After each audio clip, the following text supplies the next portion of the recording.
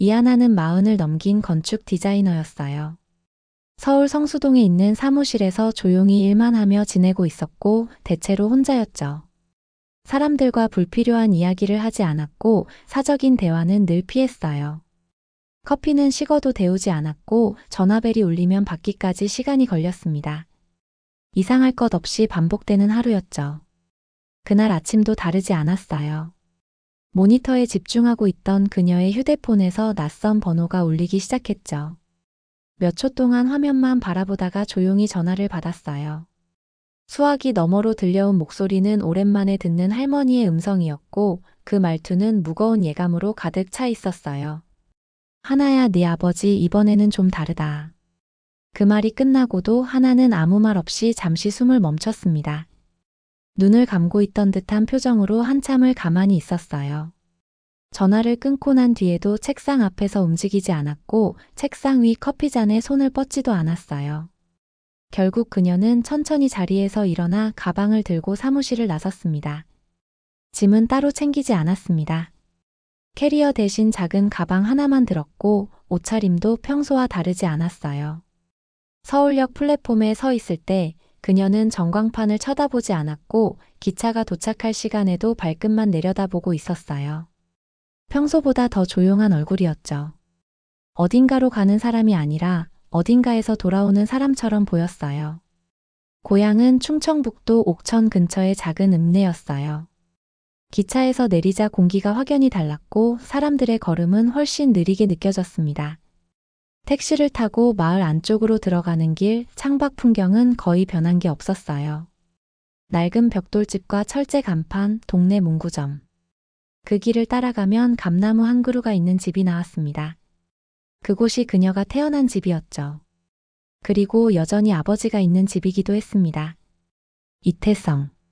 하나의 아버지였고 그녀가 평생 이해하지 못했던 사람이었어요. 말수가 적고 감정을 드러내는 법이 없었죠.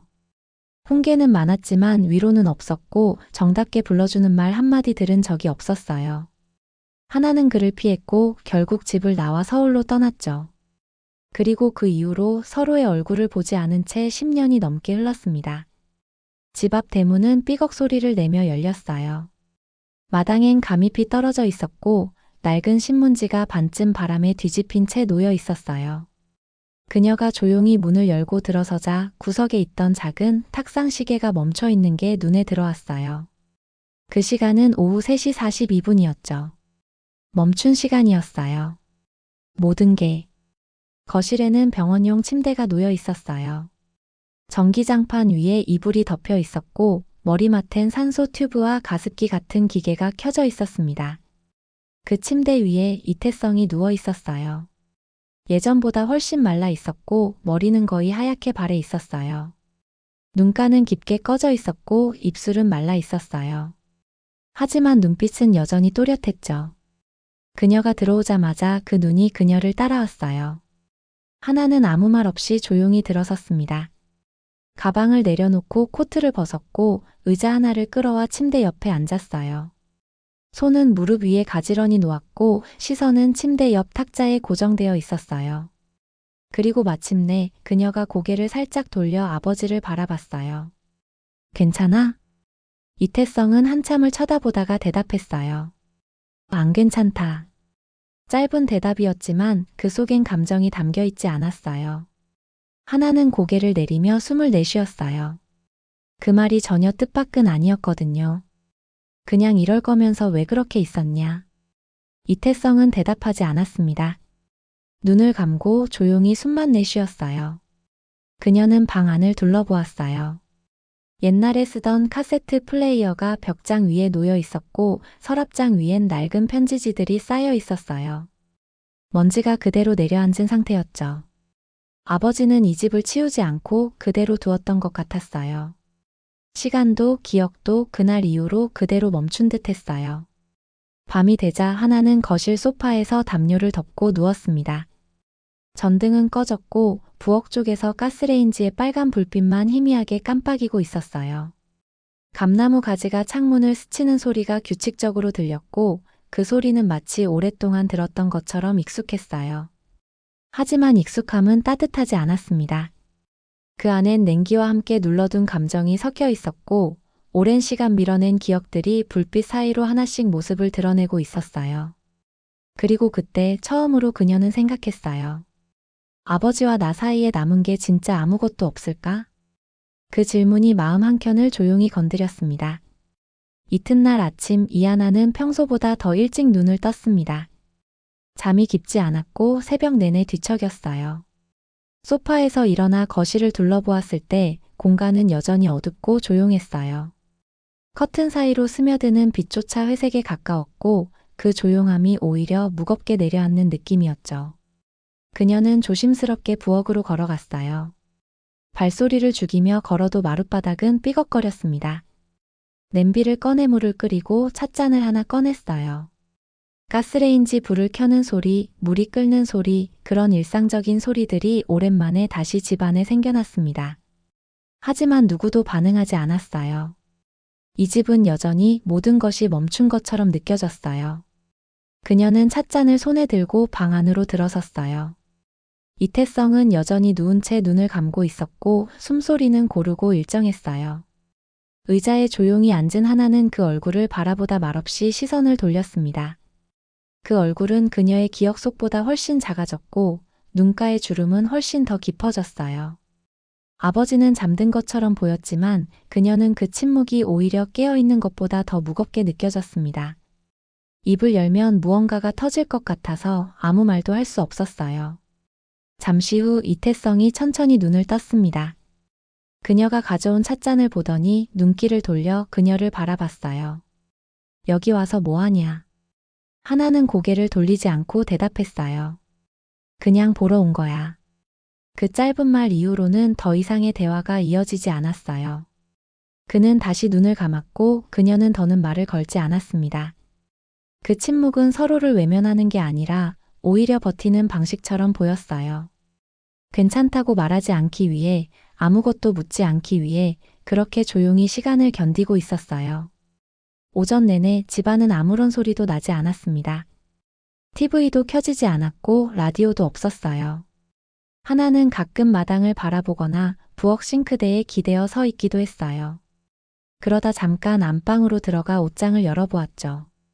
그곳엔 낡은 재킷들과 와이셔츠가 여전히 그대로 걸려 있었고 서랍 안엔 예전과 같은 손수건이 가지런히 개어 있었어요.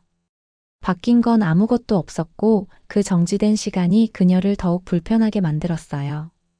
그녀는 무심코 서랍 안에서 낡은 소형 녹음기를 발견했어요. 버튼은 달아 있었고 뒷면에는 오래된 테이프가 끼워져 있었죠. 재생 버튼을 누르려다 손을 멈췄습니다. 아직 그 안에 어떤 소리가 들리는지 확인할 준비가 되지 않았어요. 대신 조심스럽게 녹음기를 다시 서랍에 넣고 문을 닫았어요. 점심시간이 지나고 집안은 더 조용해졌습니다. 가만히 앉아있는 시간이 계속되자 하나는 손끝으로 옷깃을 만지작거리며 천장을 바라보았어요. 숨이 걸리는 것 같은 느낌이 들었고 한 번씩 고개를 숙여 깊게 숨을 들이쉬었어요. 그런 숨소리조차도 아버지는 듣지 못한 듯 눈을 감은 채로 있었습니다. 밥 먹었어? 하나가 조용히 물었어요. 먹었겠지. 그는 눈을 뜨지 않았고 목소리엔 감정이 없었어요. 하나는 조용히 자리에서 일어났고 부엌으로 걸어갔습니다. 냉장고 안은 비어 있었고 유통기한이 지난 반찬들이 남아 있었어요. 그녀는 쌀을 씻고 국을 끓이고 반찬 몇 가지를 준비했어요. 조용히 상을 차려 거실에 놓았지만 그들은 함께 먹지 않았습니다. 아버지는 침대에 누운 채 미동도 없었고 하나는 혼자서 천천히 숟가락을 들었어요. 그 식사는 오래 걸렸고 조용했으며 씹는 소리마저 무성의하게 들렸어요. 그 속에서 그녀는 다시 자신이 왜 이 집에 와 있는지를 생각하게 되었어요. 단순히 병세가 위중하다는 연락 때문만은 아니었어요. 그보다는 그가 더 이상 말을 하지 않게 될까봐, 아무것도 남기지 않은 채 사라져버릴까봐 무서웠던 것 같았어요. 하지만 지금처럼 아무 말도 하지 않고 서로를 모른 척하는 이 시간이 더 무서울지도 모르겠다고 느꼈습니다. 해가 저물기 시작했을 때 하나는 마당에 나가 감나무 아래에 섰어요. 노을빛이 벽에 길게 번졌고 바람이 불면서 감잎들이 바닥을 긁는 소리가 들렸습니다. 그런 순간에도 그녀는 말이 없었어요. 대신 두 눈을 감고 한참 동안 서 있었어요. 그녀는 알 수 있었어요. 이 집 안의 공기, 그 안에 남아있는 무언가가 아직 다 끝난 게 아니라는 걸요. 말하지 않으니까 아무 일도 없는 것 같았지만 실은 아무것도 끝난 게 아니었어요. 저녁이 깊어갈 무렵 이하나는 침대에 앉아있는 아버지를 멀리서 바라보고 있었어요. 거실 불은 꺼진 지 오래였고 방 안에는 스탠드 하나만 켜져 있었죠.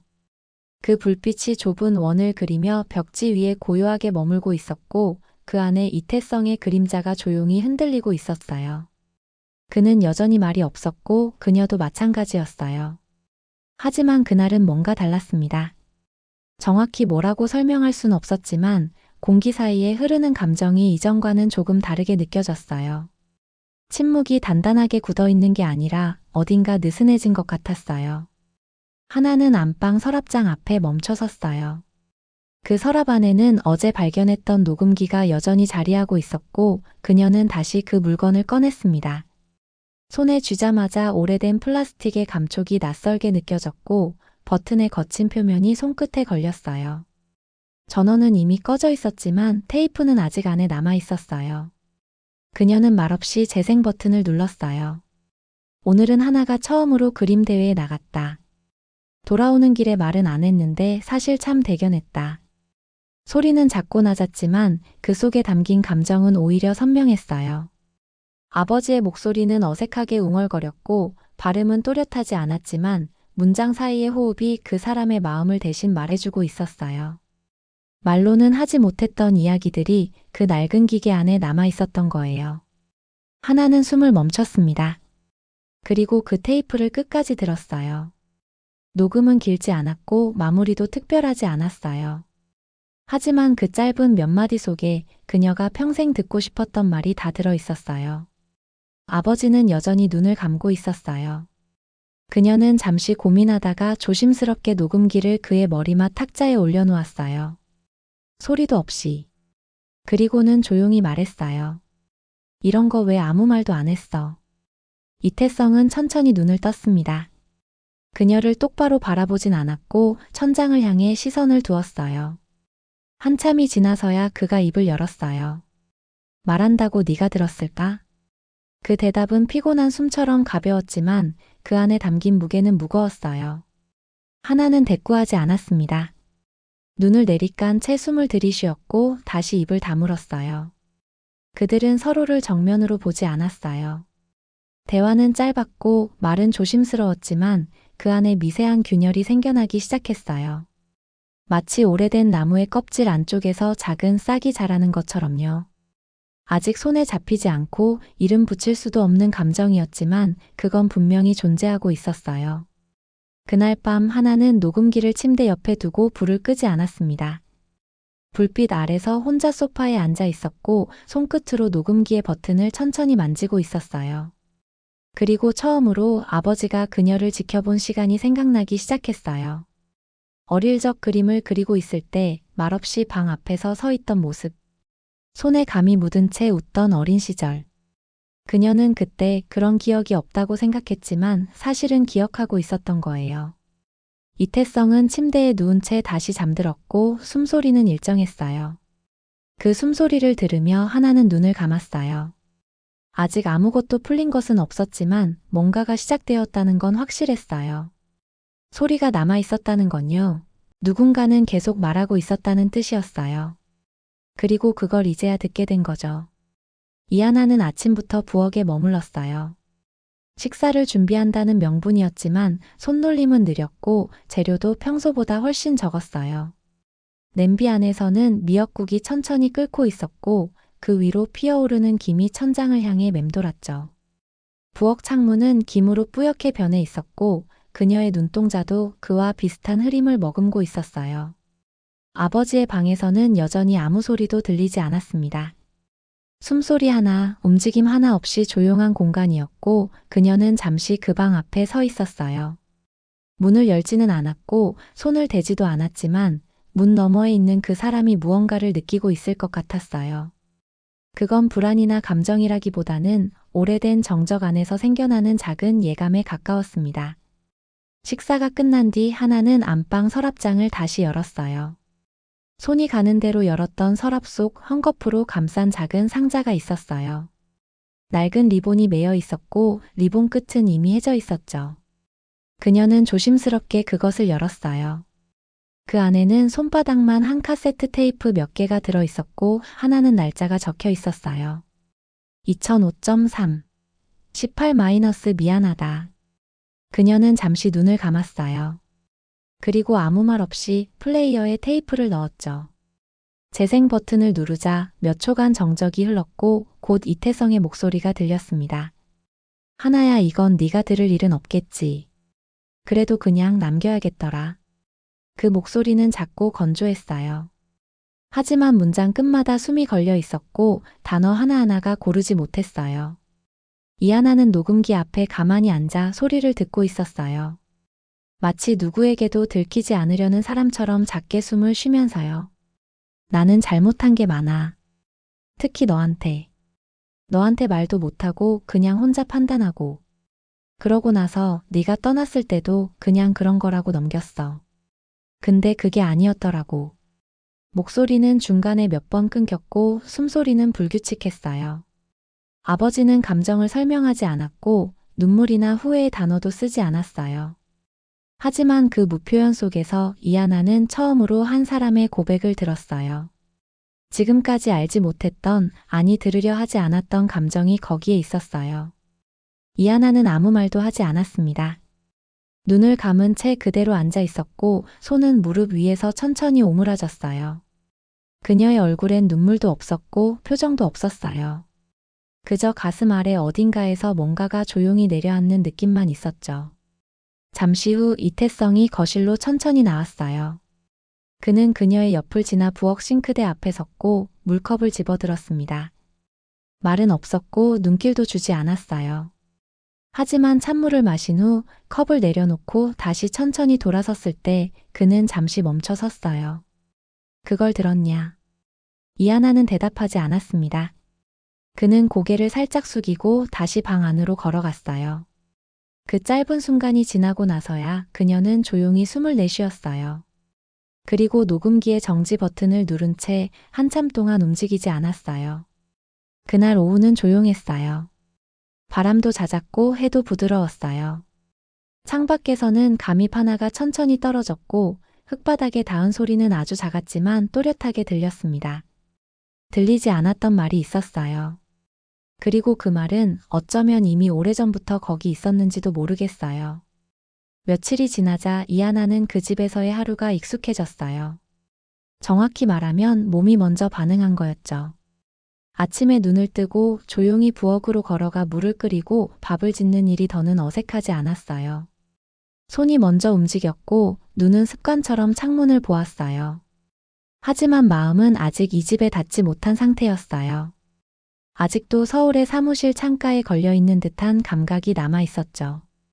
이태성은 더 말이 없어졌고 몸의 움직임도 줄었어요. 하루 대부분을 방 안에 누워 지냈고 거실로 나와도 감나무만 바라보았어요. 하나와의 대화는 거의 없었고 눈을 마주치는 일도 드물었어요. 하지만 그 짧은 순간들이 예전처럼 차갑게 느껴지지는 않았어요. 어느 날 오후 하나는 근처 슈퍼에 다녀왔어요. 장바구니를 들고 마당에 들어섰을 때 집안에서 낯선 소리가 들렸어요. 문을 열고 들어가자 방 안에서는 라디오가 켜져 있었어요. 낡은 기계였고 모서리엔 긁힌 자국이 선명했어요.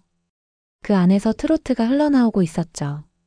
이태성은 방 안 스탠드 아래에 앉아 있었고 라디오를 똑바로 바라보진 않았지만 음악은 방 안을 가득 채우고 있었어요. 하나는 잠깐 멈춰 섰다가 조심스럽게 입을 열었어요. 이거 아빠가 틀었어? 이태성은 고개를 돌리지 않은 채 짧게 대답했어요. 응. 그 말 한마디는 의외로 가볍게 들렸어요. 예전 같았으면 대답조차 없었을 사람이었는데 말이죠. 하나는 고개를 끄덕이고 부엌으로 걸어갔어요. 가방을 내려놓고 반찬들을 정리하면서도 귀는 방 안 음악 소리를 계속 따라가고 있었어요.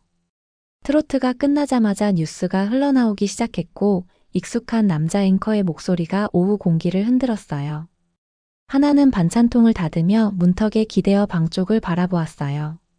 아버지는 눈을 감고 있었고 손끝으로 이불 끄트머리를 천천히 만지고 있었어요. 그건 뭔가를 느끼려는 사람의 동작처럼 보였어요. 식사가 끝난 뒤 하나는 천천히 커피를 내렸어요. 이 집엔 원래 커피 냄새가 없었죠. 어릴 적 기억 속의 주방엔 늘 보리차나 녹차 향만 있었어요. 하지만 오늘은 달랐어요. 그녀는 머그잔 2개의 커피를 따르고 하나는 거실 탁자에, 하나는 아버지의 침대 옆 탁자에 올려두었어요. 이거 그냥 한 모금만 마셔봐. 쓴 거 안 탔어. 이태성은 컵을 바라봤지만 손을 뻗지 않았어요. 하나는 더 묻지 않았고 그냥 혼자 조용히 자신의 컵을 들었어요. 쓴맛은 거의 나지 않았고 뜨뜻한 물 같았지만 그 온도가 나쁘진 않았어요. 공기도 어딘가 부드러워져 있었어요. 조금 전까지만 해도 날카로웠던 침묵이 지금은 덜 걸리는 느낌이었어요. 그들은 여전히 정면을 마주하지 않았고 여전히 서로를 불러세우지 않았어요. 그렇지만 같은 공간 안에서 같은 냄새를 맡고 같은 소리를 듣고 있다는 것만으로도 감정의 물결이 조금씩 움직이고 있었어요. 그건 표현할 수 없을 만큼 작고 희미한 움직임이었지만요. 그날 밤 하나는 라디오를 자기 방으로 가져갔어요. 침대 옆에 내려놓고 볼륨을 아주 작게 줄인 상태로 틀어두었어요. 밤새도록 들리던 정적은 그날따라 조금 덜 막막하게 느껴졌어요. 그녀는 처음으로 아버지와 자신이 아주 조금 덜 낯설어진 것 같다고 느꼈어요. 아직 먼 거리였지만 그 거리 사이에 작은 다리가 생기고 있었어요. 그건 용서도 아니고 친밀함도 아니었어요. 그냥 둘 다 그 자리에 그대로 있었던 거였어요. 그리고 그것만으로도 지금은 괜찮다는 생각이 들었어요. 그날 아침 이하나는 늦잠을 잤어요. 몇 년 만에 처음으로 알람 없이 잠들었고 깊게 잤다는 기분도 들었어요. 하지만 눈을 뜨자마자 어딘가 불안했어요. 집안은 조용했고 바깥의 햇살은 무심하게 창문을 가르고 있었죠. 부엌으로 나가니 싱크대 위에 컵 하나가 엎어져 있었어요. 물이 흘러 있었고 바닥엔 작은 물자국이 퍼져 있었어요. 그녀는 수건으로 바닥을 닦으며 주변을 둘러보았어요. 거실에도 방에도 아버지는 없었어요. 그 순간 아주 오래된 두려움이 되살아났습니다. 그가 어디론가 떠났을까봐. 혼자서 조용히 사라져버렸을까 봐요. 마당으로 나가자 감나무 아래에 이태성이 서 있었어요. 그는 두 손을 주머니에 넣은 채 하늘을 올려다보고 있었어요. 그 모습이 너무 평범해서 오히려 가슴이 철렁 내려앉았어요. 아빠 뭐 하는 거야? 왜 나와 있어? 그는 고개를 돌리지 않고 대답했어요. 바람 쐬러. 짧고 단단한 목소리였어요. 하나는 그에게 다가가 옆에 섰고 감나무 아래 바람이 얼굴을 스치고 지나갔어요. 이태성은 입을 다문 채 있었고 그녀는 조용히 물었어요. 괜찮아? 갑자기 혼자 나오면 안 되지. 내가 알아서 해. 그 한마디는 예전의 그로 돌아간 것 같았어요. 하나는 잠시 입술을 다물고 다시 말했어요. 그냥 같이 얘기하려고 했어. 이태성은 여전히 고개를 돌리지 않았어요. 그 침묵은 무거웠고 그녀는 차츰 상처처럼 아려오는 무언가를 느꼈어요. 아빠, 그때 왜 그랬어? 그 말만 해줬으면 됐잖아. 나한테 그냥 미안하다고. 그 말은 너무 갑작스러웠고 예상보다 더 크게 튀어나왔어요. 이태성은 미동도 하지 않았어요. 대신 아주 천천히 고개를 돌려 그녀를 바라보았어요. 그 눈빛엔 놀람도 분노도 없었어요. 그냥 아무 말도 없었어요. 오히려 그게 더 아팠어요. 말하지 않아도 다 안다고 생각했냐고. 그녀는 눈을 피하지 않았어요. 그의 무표정 속에서 무언가를 찾으려는 듯 그대로 마주보고 있었어요. 하지만 그는 그 시선을 피했고 다시 감나무 쪽으로 고개를 돌렸어요. 그 말이 그렇게 중요했냐? 그 대답은 조용했지만 너무도 무거웠어요.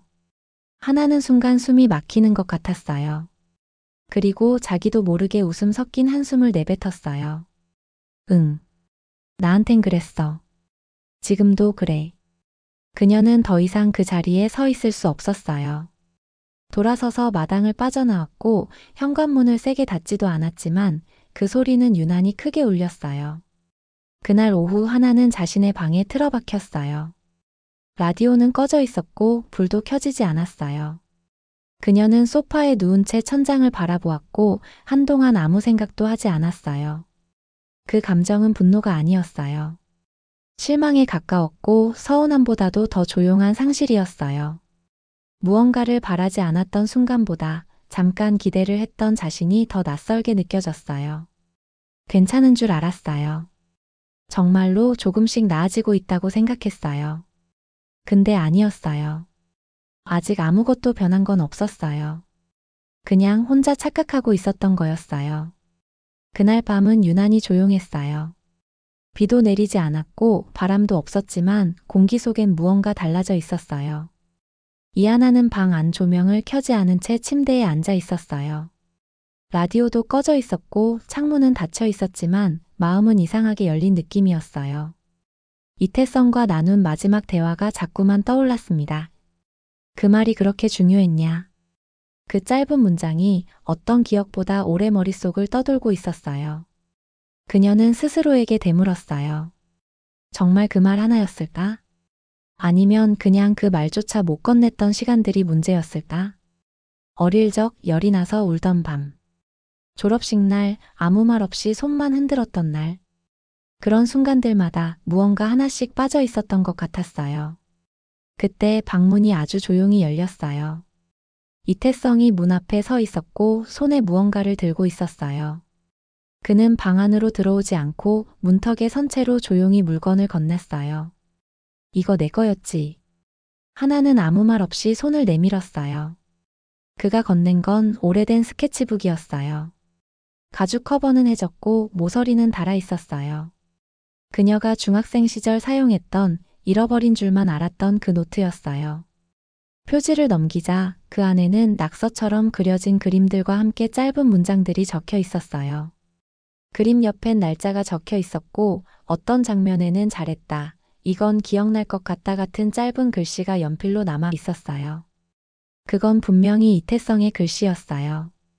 그녀는 스케치북을 천천히 넘기다가 손을 멈췄어요. 마지막 장에 한 문장이 적혀 있었어요. 나는 늘 너를 봤다. 말은 못했지만 봤다.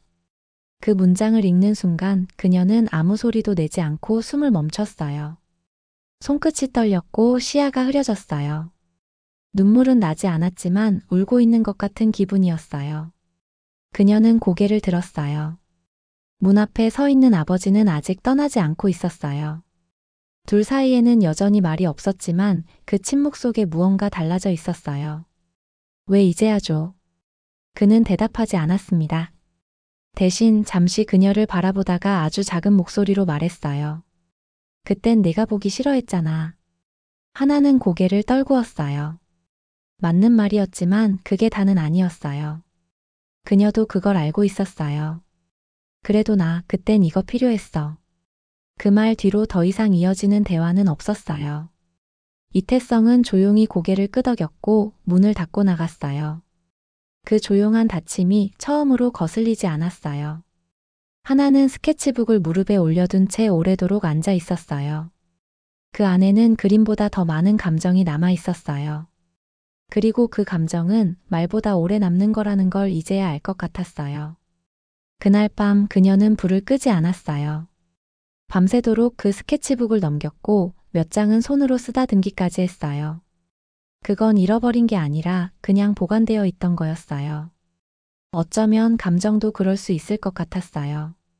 표현되지 않았다고 해서 없던 건 아니었던 거죠. 이하나는 새벽녘에 깨어났어요. 창문 밖으로는 흐린 새벽빛이 방 안으로 조용히 스며들고 있었고 어제 밤 켜둔 조명이 아직 그대로였어요. 스케치북은 무릎 위에 얌전히 놓여 있었고 손끝엔 온기가 남아 있었어요. 그녀는 그대로 몇 분간 움직이지 않았어요. 움직이면 이 감정이 깨질까봐 혹은 아직 끝이 아니라는 걸 믿고 싶어서였어요. 부엌 쪽에서 작은 기침 소리가 들렸어요. 그녀는 천천히 몸을 일으켰고 슬리퍼를 끌며 거실로 나왔어요. 이태성은 식탁 옆 의자에 앉아 있었어요. 두 손을 무릎 위에 가지런히 놓고 고개를 살짝 숙인 채 숨을 고르고 있었죠. 하나는 아무 말 없이 조용히 다가갔어요. 찻잔에 따뜻한 물을 따라 그의 앞에 내려놓았고 자신도 맞은편에 앉았어요. 그 사이엔 아무 대화도 없었지만 서로가 서로를 인식하는 공기가 있었어요. 그건 억지로 만든 화해가 아니었고 그냥 오래된 벽이 조금 무너진 느낌에 가까웠어요. 그는 찻잔을 바라보다가 조용히 물었어요. 서울 언제 가냐? 그녀는 생각보다 단호하게 대답했어요. 아직은 안 가. 그 짧은 말 안에 담긴 감정이 많았어요. 붙잡는 말도 밀어내는 말도 아니었지만 그 둘 사이 어딘가에서 머무는 말이었어요. 그는 고개를 끄덕였어요. 그리고 이마를 잠시 감싸쥐었어요. 그 작은 동작 하나가 지금의 상태를 더 잘 말해주고 있었어요. 그날 오후 이하나는 아버지 방의 서랍장을 정리했어요. 서랍 한 칸 깊숙한 곳에서 사용되지 않은 빈 카세트 테이프가 몇 개 발견되었어요. 그녀는 조심스럽게 하나를 꺼내 녹음기에 끼웠어요. 그리고 아무 소리 없이 재생 버튼이 아닌 녹음 버튼을 눌렀어요. 아빠, 지금 말하면 늦은 걸까요? 그녀의 목소리는 아주 작았고 떨림이 느껴졌어요. 그건 누군가에게 들리기 위한 말이 아니라 처음으로 꺼낸 자기 자신의 감정이었어요. 나는 그냥 아빠가 그냥 옆에 있어주길 바랐던 것 같아요. 말이 없어도 표현이 없어도. 근데 내가 먼저 벽을 쳤던 것도 맞고 그래도 말 한마디면 될 줄 알았던 것도 맞아요. 녹음은 오래되지 않았어요. 그녀는 멈추지 않고 이어가지도 않았어요. 몇 초의 침묵 끝에 조용히 정지 버튼을 눌렀어요. 그날 밤 이태성은 잠에서 깨어나지 않았습니다. 숨을 거두는 순간도 조용했고 누구에게 알리지 않은 채로 다가왔어요. 그녀는 그 순간 아무 말도 하지 않았어요. 손을 잡지도 않았고 울지도 않았지만 그의 눈이 감긴 그 얼굴을 아주 오래 바라봤어요. 며칠 뒤 이하나는 스케치북과 함께 녹음기 하나를 가방에 넣었어요. 그리고 서울로 돌아가는 기차에 올랐어요. 출발 직전 창문 옆에 앉은 그녀는 가방을 열어 녹음기를 꺼냈어요. 녹음 버튼을 다시 눌렀고 이번엔 아주 또렷하게 입을 열었어요. 아빠, 이제는 나도 말할 수 있어요. 그녀의 목소리는 차분했어요. 감정이 정리된 게 아니라 흐르기 시작한 느낌이었죠. 그 말 안엔 슬픔도 있었고 안도도 있었고 어쩌면 처음 느끼는 해방감도 있었어요. 기차는 천천히 움직이기 시작했고 창밖 풍경이 흐르기 시작했어요. 그녀는 고개를 창에 기댄 채 눈을 감았어요. 그리고 아주 조용히 이어서 말했어요. 아빠, 들리죠?